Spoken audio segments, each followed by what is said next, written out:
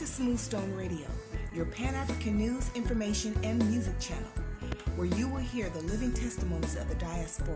We're your host, Lucky Smooth Stone and Anita Joyce Cooper. Be sure to hit the like button and subscribe and share. Welcome to Smooth Stone Radio. I'm your host, Lucky Smooth Stone. And Anita Joyce Cooper. Hello, everyone. Yes, we are representing Pan-Africans and not Europeans, I was going to say, Pan-Africans and Diasporans. And we are those individuals that have journeyed from our homes, have uprooted literally from our homes in many different countries in search really of ourselves, of the foundation of ourselves as a people. You know, we've searched for names, surnames, original blood. So yes, we are part of that Pan-African Diasporan society, community. Experience. Yes. And here in the Gambia has been an awesome experience. I'd have to say every day is a brand new day full of experiences and a lot of knowledge it was necessary, paramount that we gain. Knowledge was one of the first things that I realized was important about even coming. Anytime you're coming to a new country, your mind has to be open to the knowledge of that country. Mm-hmm. I mean, I've heard of a lot of nightmare stories of individuals that have come to the Gambia. I can't speak for the rest of Africa. I know I almost ended up in Ghana. But that's a long story. We'll talk about it another time. But spiritually, I had made up my mind. I already knew what I was coming for. That was my focus. But people come with many different things in their minds, in their hearts. I would say that, we've had a wonderful experience so far. I believe the experience has been, every step of the way, it's been necessary for us to experience the challenging, the good, just getting out there, getting into the swing of the whole culture.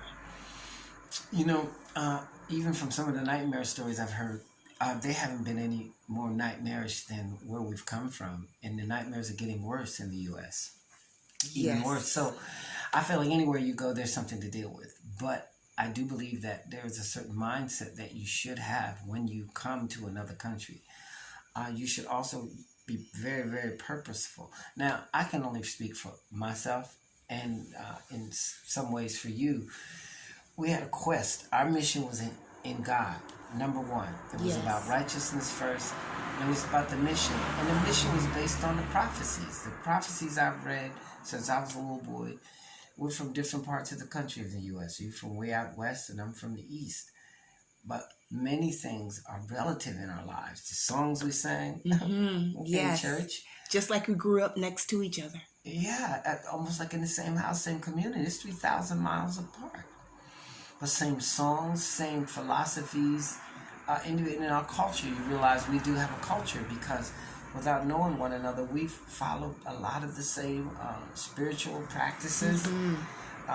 Memberships of churches, behaviors. The way we were raised, things we were taught.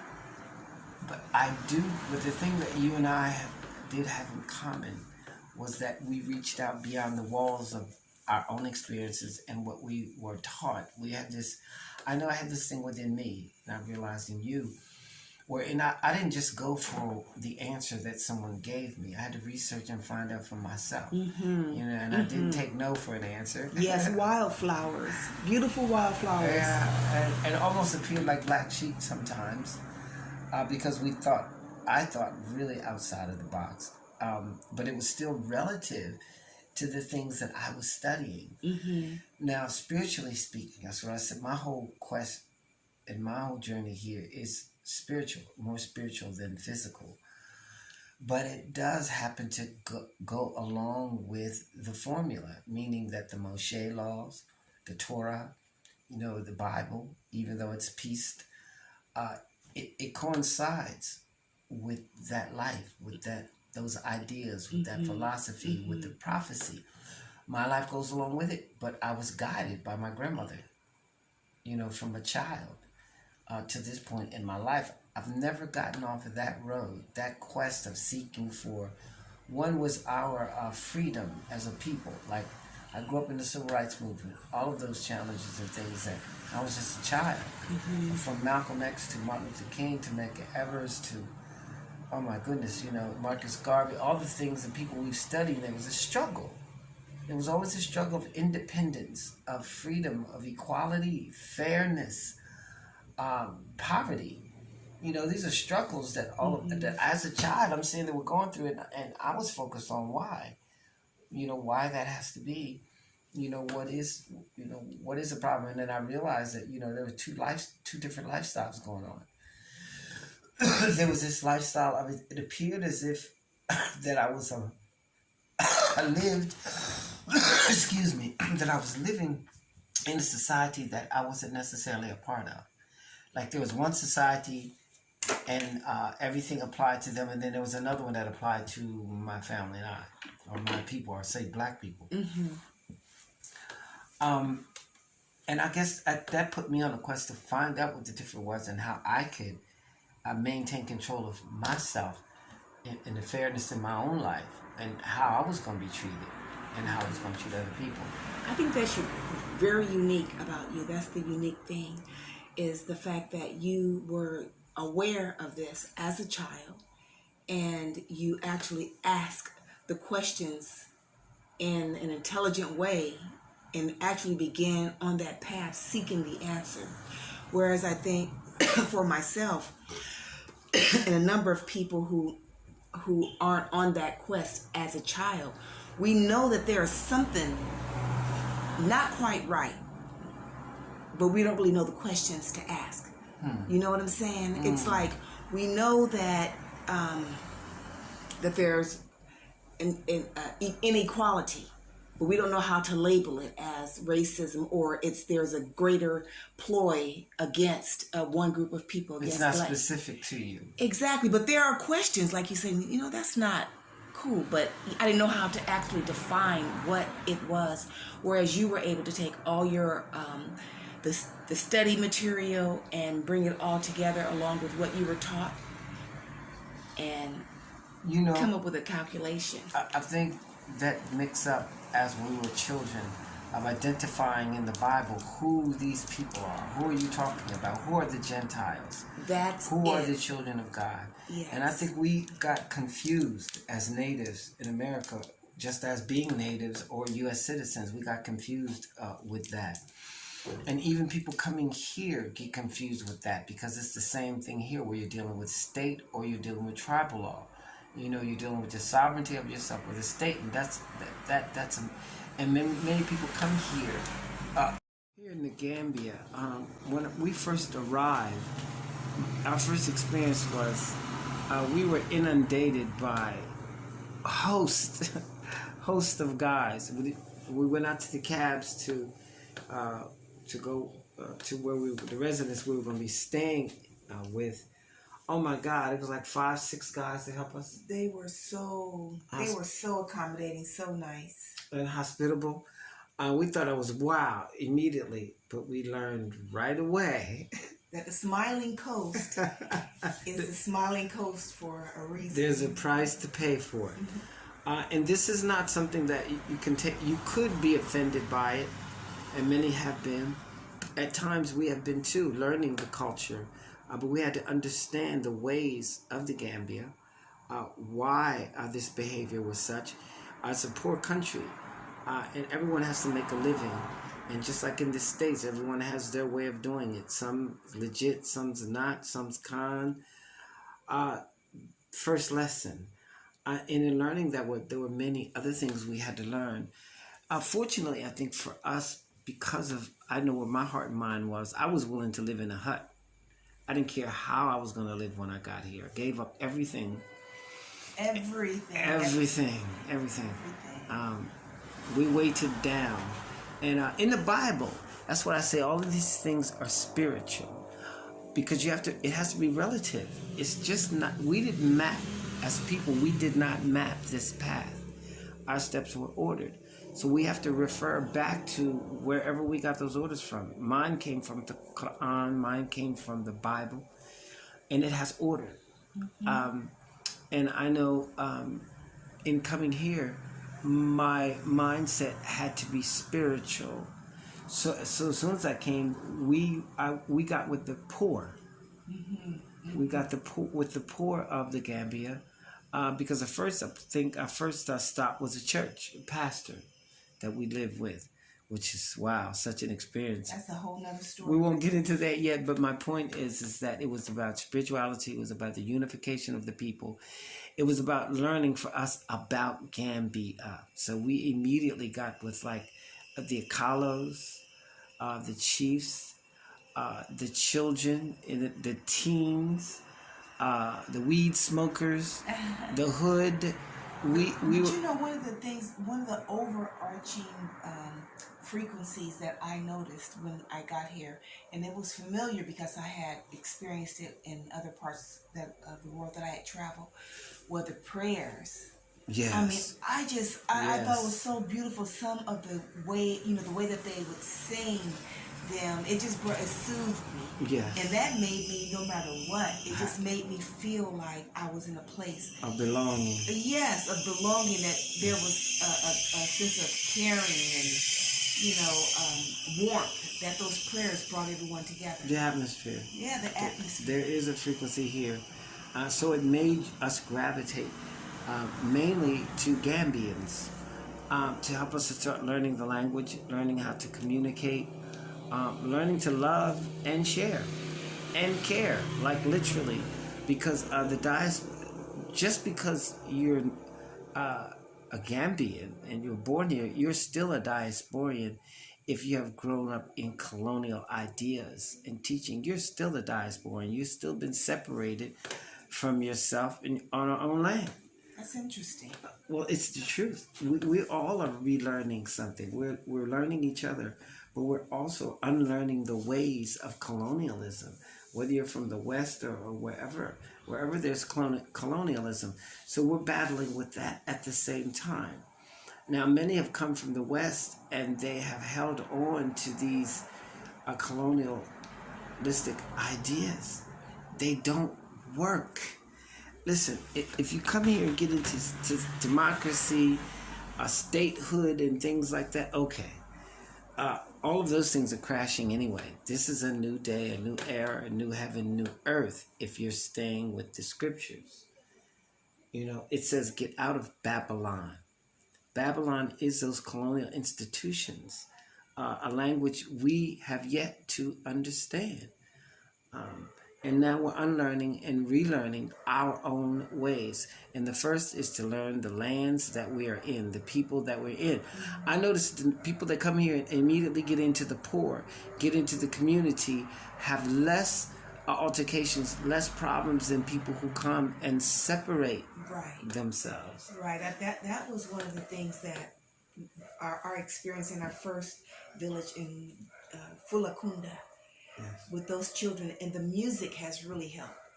Just going through the village with the guitar and playing music and learning those children, because once you learn the children, then the parents and everyone else kind of rallies around that. We were fellowshipping. Yes. We were making family.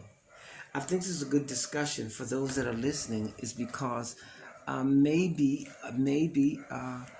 this will give you some kind of ideas or a new way of maybe relating while you are here in the Gambia. But it doesn't matter. Ghana, no matter where you go, you really have to learn the ways of the people. And I will say, no matter where you go in the continent, or if you're still in the West, what is the ultimate goal for so-called black people right now? The bottom line is redemption of ourselves as a people, to be self-determining when we decide for ourselves, redemption of our lands that have been robbed we've been robbed of. These things are not over. This is a time of redemption of all of those things. In spirituality, where there's Christ, who I grew up on, spoke of these things, spoke of making determinations for yourself. When the guy was trying to con him on the mountain and say, I'm going to give you all of this if you bow down to me.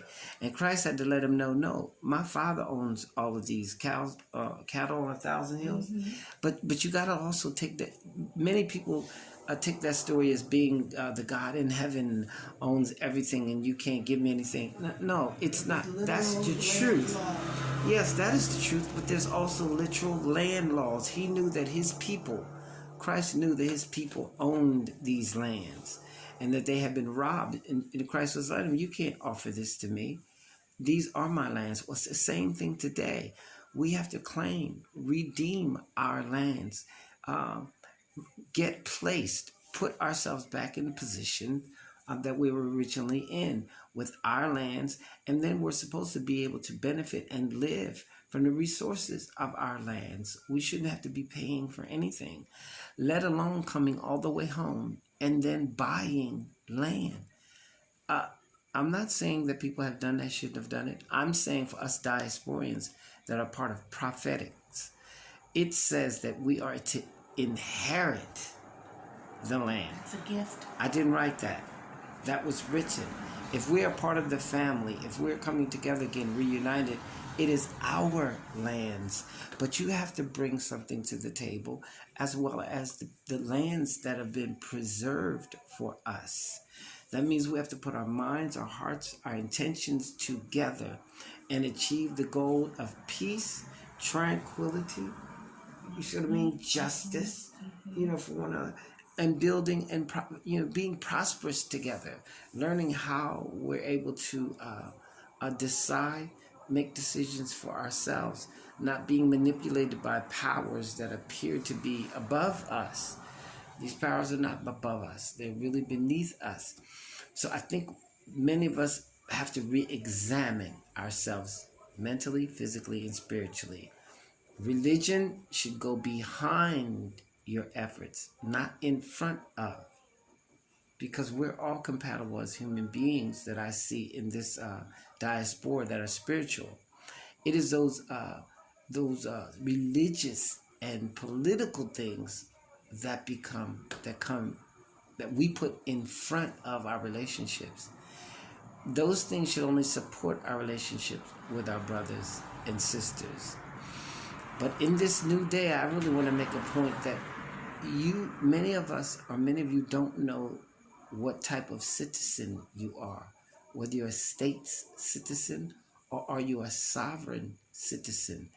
That's a big difference. That confusion alone can conflict with everything else you do on this journey. Yes, because even when you begin to deal with the lands, usually those landowners in the provinces, they're sovereign. Yes. The diasporians who are coming, they're state. They have IDs and they have Social Security and that kind of thing. Yes. So that's why it ends up there are a lot of court cases, because it's supposed to be inheritance. The word, your name, a handshake. Your blood. Your blood. Yes. And jungle law. Jungle law. I know exactly. Many of our people don't trust our natural social paradigm. Yeah, they don't. The natural order. Our own people don't trust one another in that. They trust the democracy and the things that have destroyed us. We have to get back to learning our culture, our rules. Go back to the Moshe, the beginning, the laws of God's people. And if we regulate accordingly, like many of us here, we're not having those difficulties. Mm-hmm. We're having a wonderful time in the Lord. We're praising God. We're sharing. We're loving. And I'm not saying there hasn't been some moments. I'm not saying that at all. I'm saying, though, but we have overcome all of those moments by unity, by love, by fellowship, and just having a determination that we are going to live in peace, tranquility, freedom, and justice under the eyes and the stars and the moon, the sun of our Heavenly Father. Ashe. I hope you got something out of what we shared with you this evening on Smooth Stone Radio with your host, Lucky Smoothstone, and Anita Joyce Cooper, also known as Ibrahima Amadou Jallo, and Fatima Jallo, which was given to us by one of our fathers here because we could feel the vibe from one another and we knew we were family. And then we did our history, and yes, we are family, but we were giving those names for officiation. And you know, that really came as a result of us actually just getting out there in the rain, in the mud, and going up the turntable. Yes. And him seeing us, and immediately Our efforts. yes, our efforts, but if we had not gone there, just not waiting for anyone to come and pick us up and bring us in a car, we get out there on the van, but that's how we were able to meet our family. In the sun and rain. I hope you all have learned something from our first episode, our first radio show. And we have so much more to share. Oh, we have so much. We have so many stories and music. Maybe we should do a song for them. Next time on Smooth Stone Radio. Okay.